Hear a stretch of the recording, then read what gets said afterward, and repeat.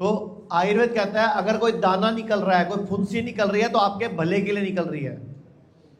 लेकिन जब हम उसको छेड़ देते हैं, जब हम उसे तंग कर देते हैं, मैंने बहुत सारी वीडियो बनाए कि बायोप्सी नहीं कराना चाहिए, मैमोग्राफी नहीं कराना चाहिए, पेट स्कैन नहीं कराना चाहिए, क्योंकि ये कैंसर को क्रिएट करते हैं। मैं आपको प्रूफ कर सकता हूं, आप में से कोई भी चाहेगा प्रूफ कर सकता हूं कि मैमोग्राफी, बायोप्सी या पेट स्कैन क्यों नहीं कराना चाहिए।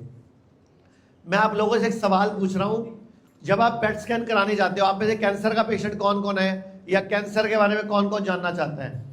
जब आप यहाँ आते हो, जब आप पेट स्कैन कराने जाते हो, उस कमरे में कोई और होता है क्या? उस कमरे में कोई और क्यों नहीं होता जब पेट स्कैन होता है तो? हाँ, मतलब जो उस कमरे में आप जाते हो तो आप यमराज से सर्टिफिकेट लेके आए हो कि आपको कुछ नहीं होगा जी। उस कमरे में कोई और क्यों नहीं होता? जो चेक करने वाला है वो भी शीशे के उधर अलग कमरे में बैठा होता है, शीशे के उधर।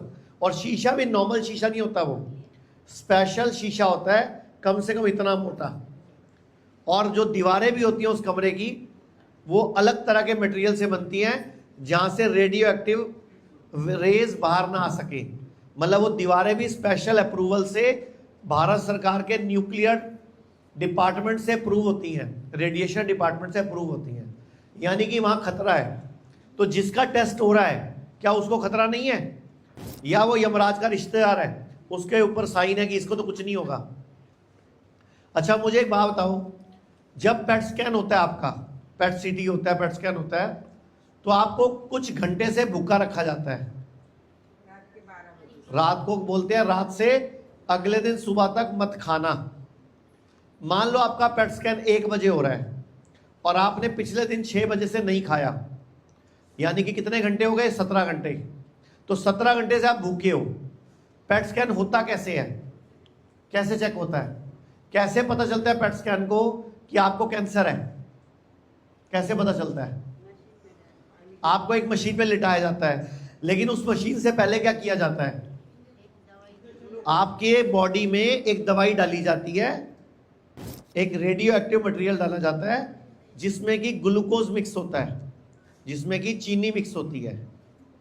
जिसमें क्या मिक्स होता है? ग्लूकोज। ग्लूकोज मिक्स होता है और साथ में क्या होता है? Radio active material. वो हमारी बॉडी में डाल दिया जाता है।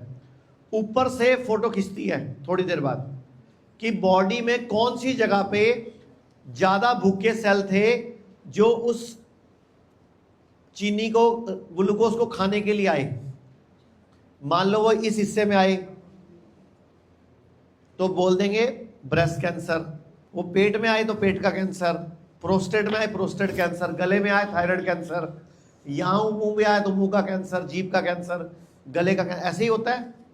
अच्छा, मुझे बताओ, जब 17 घंटे से या 15 घंटे से वो सेल भूखे थे तो उन्होंने क्या चीज को लूटा? ग्लूकोज को लूटा, यानी कि वो ग्लूकोज खाने वाले सेल हैं। तो क्या दुनिया का कोई डॉक्टर बोलता है कैंसर पेशेंट को कि आज के बाद चीनी खाना बंद कर देना भाई? क्यों?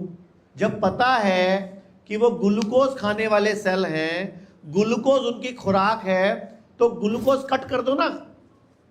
और आपको किसी ने बताया ही नहीं। जबकि कॉमन सेंस क्या कहती है कि उन सेल को क्या पसंद है? उन सेल को क्या पसंद है? और आप उसको बंद कर ही नहीं रहे हो। आप हलवा भी खाते रहते हो, मैंगो शेक भी पीते रहते हो, चीनी भी खाते रहते हो, शिकंजी भी पीते रहते हो, कोल्ड ड्रिंक भी पीते रहते हो, आइसक्रीम भी खाते रहते हो। थोड़ा सा कॉमन सेंस यूज किया करो। अब पेट स्कैन जब चेक करता है तो कैसे चेक करता है कि एक जगह पे, कई जगह पे सेल इकट्ठे हैं क्या? अच्छा, आप में से किसी को दोबारा कैंसर आया क्या? दोबारा या तिबारा? आप 4-5 लोगों को आया। तो आपने तो कई पेट स्कैन कराए होंगे, फॉलो पेट स्कैन भी कराए होंगे। जब आप दोबारा पेट स्कैन कराते हो तो आपकी कई बार रिपोर्ट नॉर्मल आ जाती है। जैसे आपने कैंसर का कीमो कराया, रेडिएशन कराया, अब रिपोर्ट नॉर्मल आ गई। नॉर्मल आ गई तो आप खुश हो जाते हो कि अब कैंसर। लेकिन आप खेल समझो, मान लो ये खुला आसमान है, ये खुला आसमान है, ये छत नहीं है, एक जहाज उड़ा आपको दिख रहा है, दिख रहा है, अच्छा वो रहा, थोड़ी देर बाद दिखना बंद हो जाता है। तो क्या जहाज है कि नहीं? आपको दिखना बंद हुआ, जहाज है कि नहीं? जहाज उड़ रहा है अभी भी, वो अब उधर जा रहा है लेकिन हमें दिखना बंद हो गया। अगर हम एक दूरबीन ले आए तो दिख जाएगा, थोड़ी देर बाद दूरबीन को दिखना भी बंद हो जाएगा। फिर हमें बड़ी दूरबीन लानी पड़ेगी जिससे ग्रह देखे जाते हैं, उपग्रह देखे जाते हैं, उससे दिख जाएगा, क्योंकि जहाज तो है ना। आपकी आंखों को दिखना बंद हुआ। तो अब ध्यान से सुनो, जब आप कीमो कराते हो, रेडिएशन कराते हो, सर्जरी कराते हो, तो कई बार आपकी रिपोर्ट नॉर्मल आ जाती है, आपको लगता है कैंसर नहीं है, लेकिन जो मशीन चेक करती है पेट स्कैन, वो 1 क्यूबिक सेंटीमीटर से कम के ट्यूमर को चेक ही नहीं कर पाती। यानी कि अगर आपके ट्यूमर का साइज 1 क्यूबिक सेंटीमीटर है, यानी कि इतना, तो ही पकड़ पाएगी। अगर 1 से 0.95 हो गया, 0.9 हो गया, 0.8 क्यूबिक सेंटीमीटर हो गया, तो आपकी रिपोर्ट तो आएगी नॉर्मल। लेकिन क्या आप नॉर्मल हो? कैंसर तो अंदर ही है, लेकिन वो उस साइज से कम हो गया जिस साइज से आप नहीं देख पाते, वो मशीन नहीं देख पाती। इसीलिए 3-4 फॉलोअप के बाद एकदम आपकी रिपोर्ट में आता है कैंसर। डॉक्टर बोलता है कैंसर दोबारा आ गया। अरे पिछली रिपोर्ट में तो नॉर्मल था, एकदम कहां से आ गया? क्योंकि उसका साइज 0.95 की जगह 1 से हल्का सा ऊपर हो गया, अब आ गया, जबकि वो गया कहीं नहीं था, वो बॉडी में ही था। अब कैंसर खत्म कैसे हो सकता था? पहली बात तो कैंसर है क्या? जिसको आप कैंसर बोलते हो उसका नामकरण कैंसर किया गया सन 1922 के आसपास। उससे पहले इसका नाम था इन्फ्लामेशन सेल्स, यानी कि कैंसर कुछ और नहीं है, इन्फ्लामेशन के सेल का नाम ही कैंसर है। यानी कि आपकी बॉडी में अगर एसिडिक एनवायरनमेंट है तो इन्फ्लामेशन बढ़ेगी, अगर बॉडी में एल्कलाइन एनवायरनमेंट होगा तो बॉडी में कैंसर नहीं रहेगा। हम इसीलिए हमारे हॉस्पिटल में आपको एक करेला नीम हल्दी थेरेपी कराते हैं, पैरों से मथवाते हैं। क्यों? क्योंकि आपकी बॉडी है एसिडिक, हम क्या कर रहे हैं उसको एल्कलाइन। क्यों कर रहे हैं?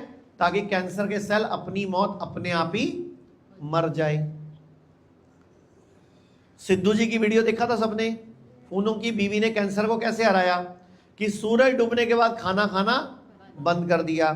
जो जो कैंसर को फूड है, जो जो कैंसर को पसंद है खाना, वो खाना बंद कर दिया। चीनी, सफेद नमक, carbohydrate, dairy products, nonveg, egg बंद कर दिया, तो कैंसर की सप्लाई लाइन कट गई। और बदले में दिया क्या? एल्कलाइन फूड, हरी सब्जियां, घिया, तोरी, टिंडे, कद्दू, फलियां, पालक के पत्ते, मूली के पत्ते, शलगम के पत्ते, गाजर के पत्ते, गाजर, खीरा, टमाटर, ये सब क्या है? ये एल्कलाइन फूड्स हैं। और दूध क्या है? एसिडिक फूड है। अंडा क्या है? एसिडिक फूड है। दूध वाली चाय क्या है? एसिडिक फूड है। और जितने भी कैंसर पेशेंट हैं, मैंने कई बार देखा, टाटा के बाहर भी एक धर्मशाला है, गार्डगे बाबा की धर्मशाला, मैं अभी 10 दिन पहले भी गया था वहां किससे मिलने, तो वहां पे भी दूध वाली चाय दिन में 3 बार मिलती है और चीनी वाली मिलती है, जबकि कैंसर की फूड ही चीनी है, कैंसर का फूड ही दूध है और वहां मिल रही है। क्योंकि कोई डॉक्टर बताता ही नहीं क्या खाना है, क्या नहीं खाना, क्या ज्यादा खाना है, क्या कम खाना है। पूरे भारत में हमारे 58 से अधिक हॉस्पिटल्स, 60 से अधिक क्लिनिक व डे केयर सेंटर्स हैं। पूरे भारत में 900 से अधिक आयुर्वेदिक, एलोपैथिक, होम्योपैथिक व नेचुरोपैथी डॉक्टर्स हमारे साथ जुड़े हुए हैं। भारत के हर बड़े शहर में हमारे आयुर्वेदिक हॉस्पिटल्स हैं। इनमें से मुख्य हॉस्पिटल मेरठ, दिल्ली एनसीआर, मुंबई, लखनऊ, डेराबसी, पंचकुला और कुरुक्षेत्र में हैं। यहाँ पर kidney fail, liver fail, cancer, heart problem, जोड़ों के दर्द, diabetes, BP, sugar, piles, fissure व फिस्टुला और अन्य बड़ी से बड़ी बीमारियों को रिवर्स किया व सिखाया जाता है। अगर आप वीडियो में कही गई बात से सहमत हैं तो Y टाइप करें, सहमत नहीं हैं तो N टाइप करें।